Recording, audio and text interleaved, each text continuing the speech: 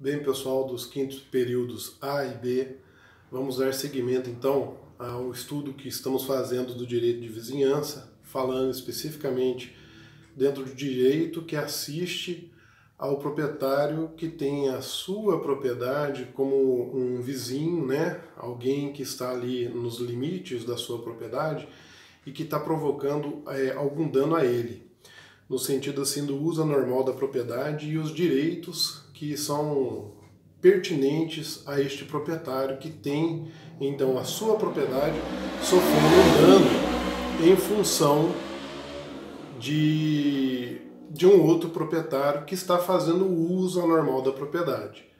Como vimos no vídeo anterior, o uso anormal da propriedade, toda vez que eu exacerbo aquilo que me é permitido, seja pelas posturas de um decreto municipal, pelas legislações administrativas pertinentes, pelo próprio Código Civil, ou até mesmo por limitações contratuais. Bem, então se eu estou sendo ferido, né, eu vou ter o meu direito de vizinhança e eu, como proprietário prejudicado, tenho que estar protegido pelo direito.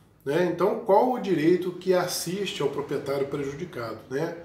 O proprietário e até mesmo o possuidor de um prédio, ele tem o direito de fazer cessar as interferências que são prejudiciais à sua segurança, à segurança do seu patrimônio, à segurança do seu prédio, ao seu sossego, que é uma das questões práticas que mais a gente ouve em sala, que com relação ao sossego também, a perturbação, e a saúde daqueles que habitam esse prédio. Então, a propriedade vizinha, toda vez que ela exacerba isso, o Código Civil, o legislador, colocou no artigo 1277 o direito do proprietário prejudicado em fazer cessar essas perturbações.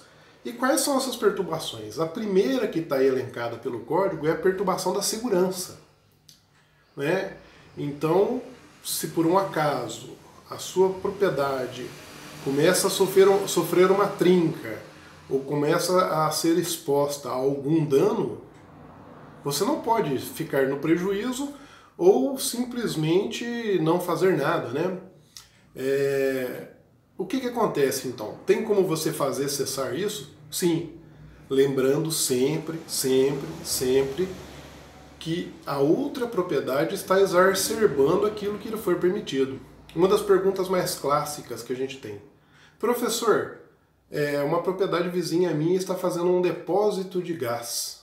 Pois bem, temos que ver se essa propriedade vizinha está atendendo a todos aqueles critérios que estão elencados pela sua forma de comércio, pela distribuidora, todas as normatizações que existem. Se aquilo está sendo atendido e aquela área é uma área em que ela é um zoneamento urbano que essa atividade é permitida, não tem como argumentar, por exemplo, que você está sendo afetado na segurança.